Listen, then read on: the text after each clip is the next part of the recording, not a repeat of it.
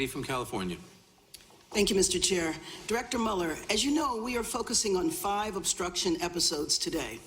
I would like to ask you about the second of those 5 obstruction episodes. It is in the section of your report, beginning on page 113 of Volume 2, entitled, quote, "The President orders McGahn to deny that the President tried to fire the special counsel," end quote. On January 25th, 2018, the New York Times reported that, quote, "The President had ordered McGahn to have the Department of Justice fire you." Is that correct? Correct. And that story related to the events you already testified about here today. The President's calls to McGahn to have you removed, correct? Correct. After the news broke, did the President go on TV and deny the story? Do not know. In fact, the President said, quote, "Fake news, folks, fake news, a typical New York Times fake story," end quote, correct? Correct. But your investigation actually found substantial evidence that McGahn was ordered by the President to fire you, correct? Yes. Did the President's personal lawyer do something the following day in response to that news report? I'd refer you to the coverage of this in the report. On page 114, quote, "On January 26, 2018, the President's personal counsel called McGahn's attorney and said that the President wanted McGahn to put out a statement denying that he had been asked to fire the special counsel," end quote. Did McGahn do what the President asked? I refer you to the report.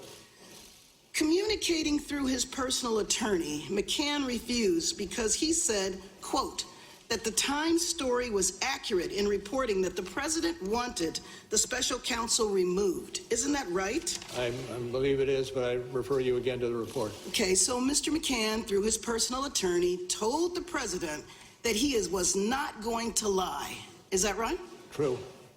Did the President drop the issue? I refer to the write-up of this in the report.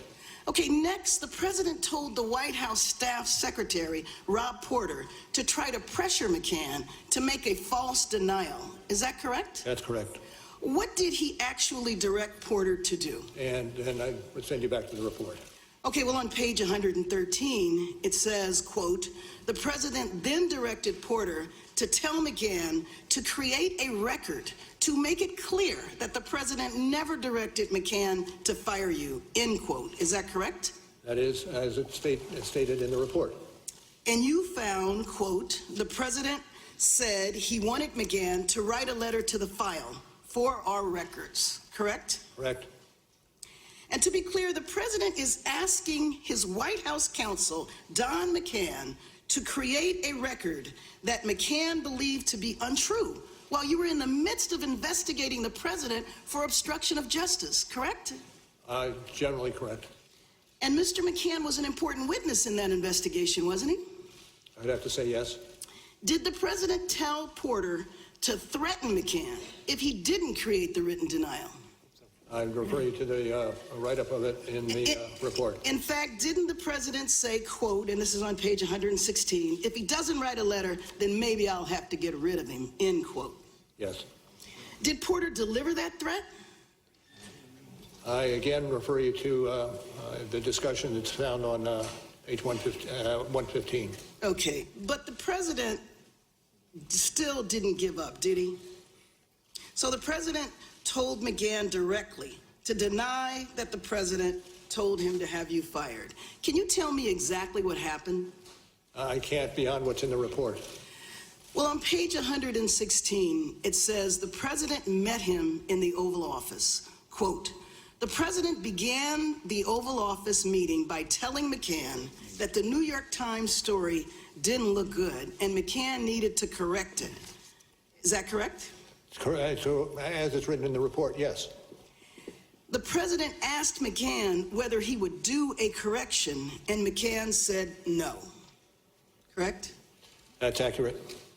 Well, Mr. Mueller, thank you for your investigation uncovering this very disturbing evidence. My friend, Mr. Richmond, will have additional questions on the subject. However, it is clear to me if anyone else had ordered a witness to create a false record and cover up acts that are subject of a law enforcement investigation, that person would be facing criminal charges. I yield back my time.